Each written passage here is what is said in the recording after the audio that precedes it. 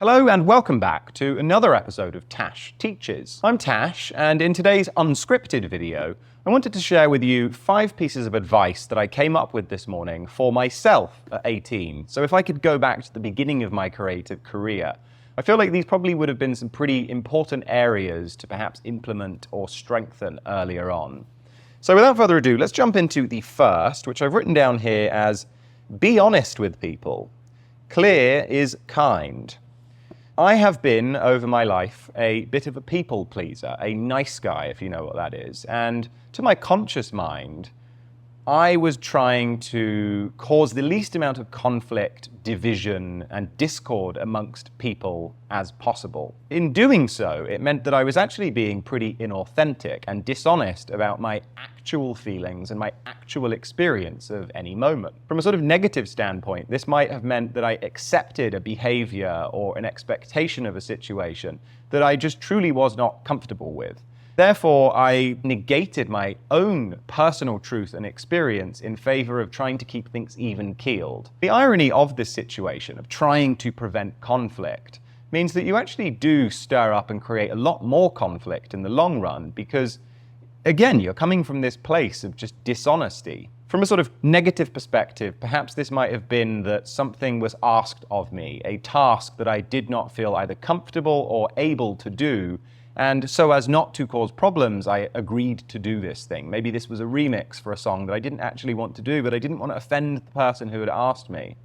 And perhaps from a more positive standpoint, there were things that I did want. There were opportunities that I felt I would like to step into.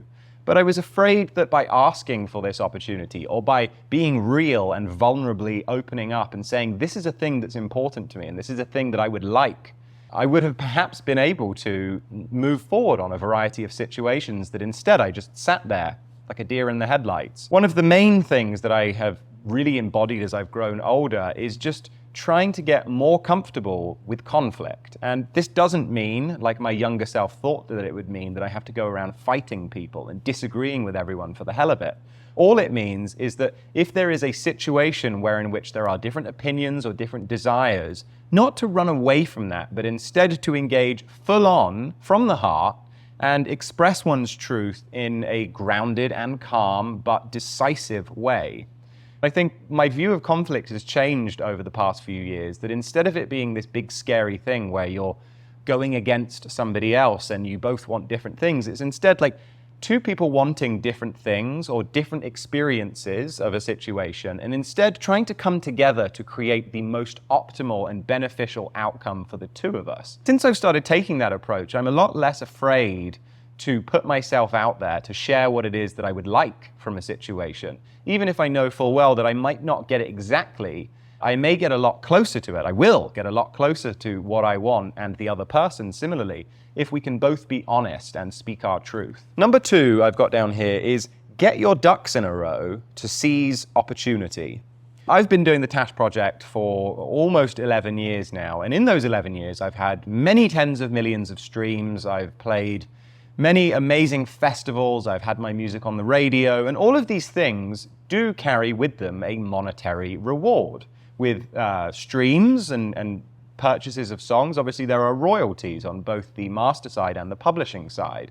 With playing at festivals, you can actually get paid, not just for playing the festival, but for your songs being played in your set. All of these things require you to do some boring paperwork, some admin, to set up the framework so that as you move forward and as your career, as your interests grow, the methods of acquiring income are set up. I have got to this position 11 years on, and I've actually missed out on probably many thousands of dollars because I left it too late to sign up for, say, PRS, or to sign up for putting all of my songs into the publishing database.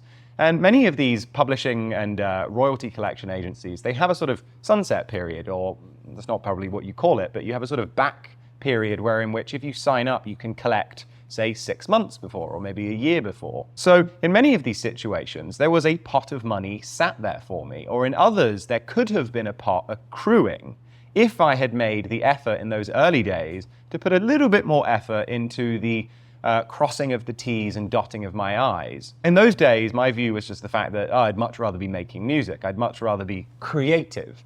And as a consequence, it meant that because I did not do that, and because I also did not do the responsible thing of, if I didn't want to do that, finding somebody and delegating that task and paying them to do the thing, it's meant that now I have actually missed out on a number of things. And it meant that it was a lot more work for me to do when I finally did do it. And I had to go and register 100 songs than registering 2, and then 1 when it comes out, and then another one. So in whatever field it is, if you know that there are certain things that would be useful to set up, not even just useful, but crucial 5 years from now, and you have that belief that what you are doing is worth your time and worth the effort you are putting in to see it grow, it is very much in your interest to set those things up now, or if you don't want to do it, find someone who can help you do that. Number 3 is be wary of rigid no's that hold you back from your goals. There are various things that can be a no to us for a very long time that until we re-examine them, until we question whether or not that no is actually coming from a place of sort of grounded clarity, until we can say, is this no something that is crucial to my being and what I am trying to achieve, we may actually be held back by things that, frankly, we could probably shift into a yes. So as an example for me, for most of my career, I had a real sort of repugnant repulsion to social media. I had zero interest in being like the other people that, were engaging with people with their content on social media, So I had a number of managers and booking agents and people working in high up places in the music industry that wanted to help me. They wanted to see my career grow, and obviously they wanted to make a decent amount of money off of it in the process. But still, one of the key things that they would say was, you need to do more social media. Every time I heard this, it inflamed me. I was furious that they couldn't see that the true artist that I was not the kind of artist that posted on Instagram, the kind of artist that told people that they have a new release out and that it would be great if you could support me and buy my releases. Instead, I had this kind of view of myself that I was perhaps better than that. I was higher and mightier than all those that shared their lives on social media. So for many years, I missed out on, and here's the kicker, connecting with people, which at the end of the day is one of the most important things of what I do. I want to make music to satisfy my own itch, but also I want to connect deeply with people and to provide for them an experience of beauty, of wonder, of calm and connection. And in order to do that, they have to know about me.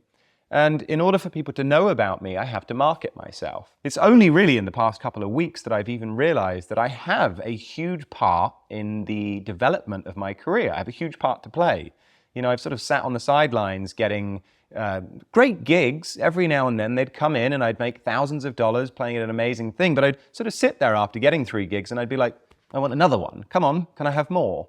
The irony was that I had no understanding of the fact that I could actually increase my chance of getting gigs by not just posting on social media, but just reaching out to people, letting myself be more visible to the people who I want to provide an experience for, whether they are booking agents or people on the dance floor. This no that I had, that I'm not the kind of person that posts on social media, I'm not the kind of person that reaches out and connects with people, that no held me back from my true goal. What I wanted to do was grow, scale my business, connect with more fans.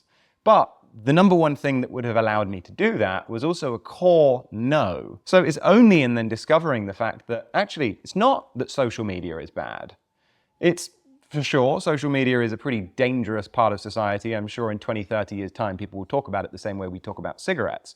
But still, to just throw all of the babies out with the bathwater and say that, oh, Instagram bad, TikTok bad, YouTube bad, is missing the point and is in fact the opposite of being creative. So instead, what I'm trying to do now is I look at these things that perhaps still give me a bit of fear. The idea of making these unscripted videos is still rather terrifying. But understanding that by doing this, not only will I be increasing my chance to do what I love more, but I am helping people. And therefore, I'm doing what I can do within the framework of how it feels comfortable. I'm still not going to be doing all these super fast-paced jump edit TikTok videos because it just doesn't feel me. But what I can now say is that I'm finding how to do social media and still feel authentic. Be wary of the things that you refuse to do, that you refuse to change, that are actually core reasons why you're not where you want to be. Number 4 is to dream big, but to stay grounded. The key is to be not too realistic, nor too delusional. I've fallen prey perhaps more on the delusion side over my career, in that, say, an opportunity would come up, something would land in my inbox, and it would carry with it perhaps the tentative promise of some substantial growth, or perhaps income, or perhaps some sort of notoriety. And instead of seeing this as an interesting stepping stone to perhaps getting closer to my goals, I saw this as the deus ex machina. This was the answer to all that I had been desiring.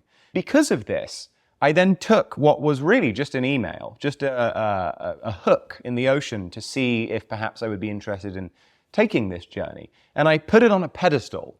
I created these expectations that were impossible to live up to reality. So as an example, there was a label that had reached out a number of years ago that were keen to do an album with me. And they'd mentioned as well that there was a promise of an advance. And instead of me going, okay, well, this is interesting, this is something that I've wanted, I did want to do an album distributed by a big label, I did want an advance so that I could sort of take some time off trying to grind every month. But straight away I had this vision, I was like, I want $100,000. And I started to believe, perhaps a little too delusionally, that this was the answer to that desire. And as a consequence, when things didn't work out exactly as I had expected, when they had perhaps notes on me changing the music in a way that didn't feel authentic to me, and perhaps deviated a little bit from what they'd originally suggested, it felt as though the entire opportunity was just crumbling around me. And when it didn't end up coming through in the way that I had anticipated it to, I felt incredibly disappointed. And I sort of had to recover for a number of months, about 6 months of trying to pull myself back out of this pit that I had created for myself. On the flip side, a lot of people, particularly people that seem to have issues with some of the things I say on my YouTube channel, is that, no, not everyone can be successful. And I'd say that really those people are falling prey to the idea of being too realistic. Realism, in this case, is related to what you see around you. And frankly, most people do seem to just fall by the wayside. Most people don't really take the actions necessary to transcend themselves and to up-level their situations. We don't take actions that we believe are impossible. And frankly, a lot of the things necessary for us to really grow may feel pretty close to impossible, particularly when we're starting out. So I've found that a really helpful position to be in is definitely not to be a naysayer, realistic person that bases everything on what's already been done. Because if that's the case, I could look back at all of my failures and I could say that realistically, I'm just going to fail next time. Or I could look at many of the other people around me and I could say, okay, well, you guys have failed 1,000 times. I'm probably going to fail too, so what's the point in even trying? Similarly, I'm not too delusional anymore in that something comes in and I see it as a stepping stone. It is not the answer. It is not the holy grail of whatever situation I'm in. I've learned to just appreciate the fact that even if something doesn't come of it, it's just this exciting journey, all of these individual chances and opportunities that come up that are providing for me this experience of choice of, is this what I want to do? Where do I want to put my efforts? What is it that I want to put my fire behind to see grow and manifest in my experience? Finally, number 5 is don't give your power away. Waiting for others can be an excuse. The number one thing that prevented me over the years from releasing more music in times of drought was that I did not believe that they were mixed well enough. And also, I didn't know anyone that could mix them for me and master them for me. Therefore, I can't put the music out. So instead of learning to mix and master in those days, or better yet, instead of lowering my standards so as to be able to just ideate more, put out more music and learn from the process, and instead of reaching out to certain people and making it my mission to find someone who, again, could be a worthy mix engineer who I could delegate this process to, instead I just sat there stuck.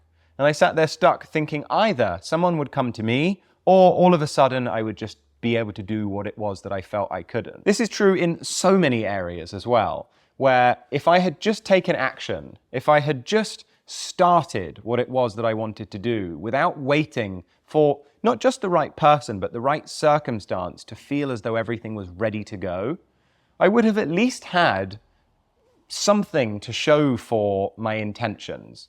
And there have been so many things in my life that business ideas, experiences, events that I want to do, so many things where I really had this passion and this desire, but I let them die because I was waiting for something to be different than it was now in order to start. I believe one of you guys actually commented in one of my videos recently that Facebook, regardless of how much we love them as a company, they originally had on their wall a sentence which said, "Done is better than perfect."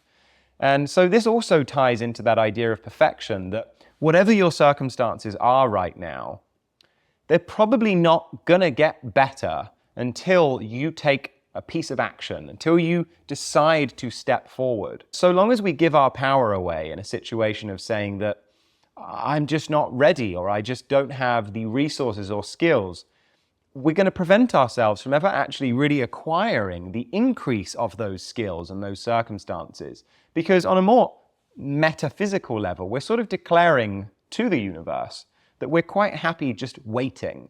We're quite happily being in this state of, one day I will go to India.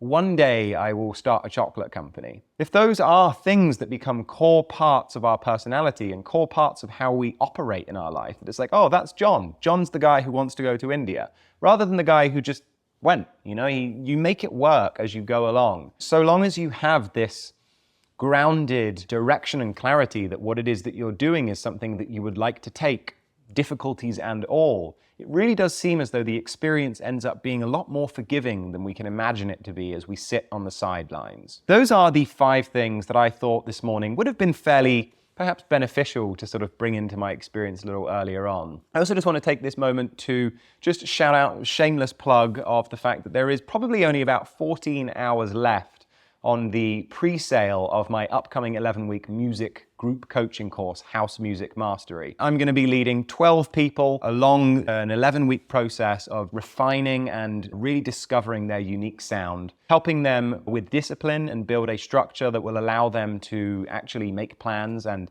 to act on those plans long into the future, and finally to help them rebuild a mindset that, along with a lot of the things I've talked about today, will really help to solidify the receiving of success.